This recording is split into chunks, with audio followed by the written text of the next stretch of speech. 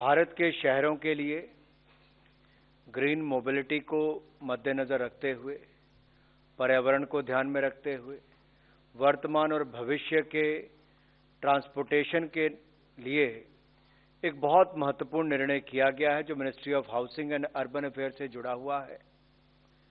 PM ई बस सेवा की मंजूरी दी गई है और पीएम ई बस सेवा पर 57,613 करोड़ रुपए खर्च किए जाएंगे। 10,000 बसें और ये 10,000 न्यू इलेक्ट्रिकल बसेस, 10,000 नई इलेक्ट्रिकल बसेस की सेवाएं उपलब्ध करवाई जाएंगी। देश भर के 169 शहरों में से 100 शहरों को चैलेंज मेथड के आधार पर चुना जाएगा। अब ये वर्तमान में अगर आप देखेंगे देश के अधिकांश शहरों में पब्लिक ट्रांसपोर्ट की सुविधाएं, विशेष रूप से बसों का काफी अभाव है और नेशनल अर्बन ट्रांसपोर्ट पॉलिसी के अंतर्गत ये सुझाव भी थे कि जैसे पब्लिक ट्रांसपोर्ट को नॉन मोटराइज्ड ट्रांसपोर्ट, इसको और बल देना चाहिए, प्रोत्साहन देना चाहिए।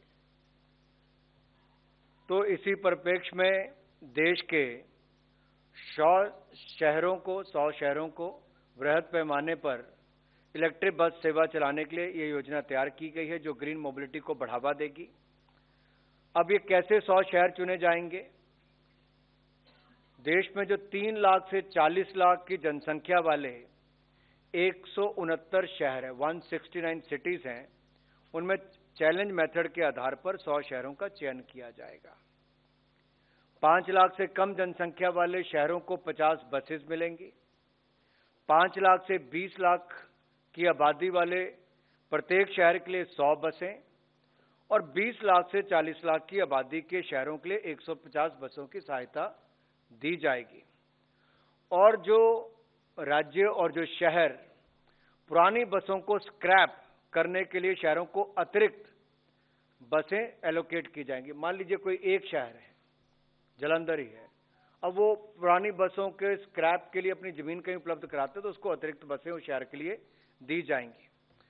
अब ये बसों का प्रोक्योरमेंट, मेंटेनेंस, ऑपरेशन ये पीपीपी मोड पर किया जाएगा और एक कॉम्पिटिटिव बिडिंग के अंतर्गत किया जाएगा जिसमें प्राइवेट प्लेयर्स आगे आ सकते हैं।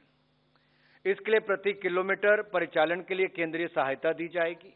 तो जो भी पीपीपी मोड पर आएगा उसको प्रति किलोमीटर के आधार पर चलाने के लिए केंद्रीय सहायता मिलेगी और ये सहायता अगले 10 साल तक मिलती रहेगी। ये स्कीम सन 2037 तक चलेगी। मान लीजिए कोई बस 2025 में शुरू होती है तो 2035 तक उसको उसका लाभ मिलता रहेगा और पर किलोमीटर देय राशि जो है ये भी कॉम्पिटिटिव बिडिंग के द्वारा ही चयन का पैरामीटर इस पर रखा गया है।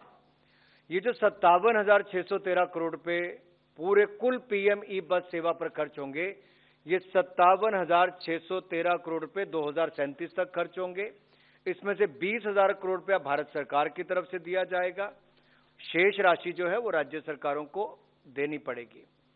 जैसे बस सेवा के संचालन के लिए इन शहरों में आवश्यक इंफ्रास्ट्रक्चर की जरूरत है, जैसा कि बस डिपो है या अपग्रेडेशन करनी पड़ेगी। जो डिपो है कोई नए निर्माण होंगे, कुछ की अपग्रेडेशन करनी पड़ेगी, जहां पर इलेक्ट्रिक बसेस के पावर इंफ्रास्ट्रक्चर के लिए भारत सरकार द्वारा सहायता उपलब्ध करवाई जाएगी। जो दूसरा इसका कंपोनेंट है ग्रीन अर्बन मोबिलिटी इनिशिएटिव गुमी के अंतर्गत हम बस रैपिड ट्रांसपोर्ट प्रोजेक्ट्स बनाएंगे, बस रैपिड ट्रांजिट प्रोजेक्ट बनाएंगे और बाइक शेयरिंग, बाइसाइकिल लेन्स जैसे नॉन मोटराइज्ड ट्रांसपोर्ट इंफ्रास्ट्रक्चर का निर्माण और national common mobility card NCMC और intelligent transit management system ITMS, multi model interchange facilities जैसे इनोवेटिव प्रोजेक्ट्स भी क्रियान्वयन इसके अंतर्गत किए जाएंगे। इसके लिए भी ग्रीन मोबिलिटी चैलेंज के आधार पर ही शहरों का चयन किया जाएगा। अब ये जो 20,000 करोड़ भारत सरकार देगी, इसका मैंने आपको बताया कि कैसे अलग अलग जो चैलेंज मेथड के माध्यम से पीपीपी प्रोजेक्ट में चुने जाएंगे, इसमें कुछ कंपोनेंट पर गुमी वाले पे भी और पीएमई बस सेवा पर भी 100% भारत सरकार पैसा देगी। वो कंपोनेंट जो है वो हमारा नेशनल कॉमन मोबिलिटी कार्ड, इस पर 100% भारत सरकार देगी। इंटेलिजेंट ट्रांजिट मैनेजमेंट सिस्टम, इसके ऊपर 100% भारत सरकार पैसा देगी।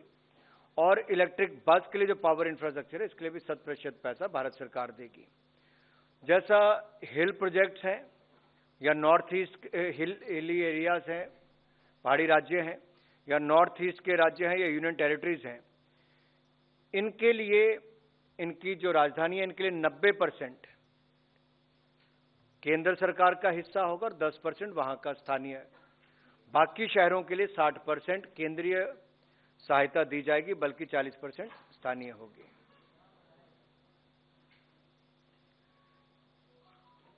इस योजना के क्रियान्वयन से देश के शहरों में सार्वजनिक परिवहन सेवा का विस्तार होगा, नागरिकों को ईज ऑफ लिविंग मिलेगा और ग्रीन मोबिलिटी को हमारे बल मिलेगा। और क्लाइमेट चेंज संबंधी जो हम इनिशिएटिव लेते हैं, उसको भी एक भारत की एक और पहल इसमें देख सकते हैं आप।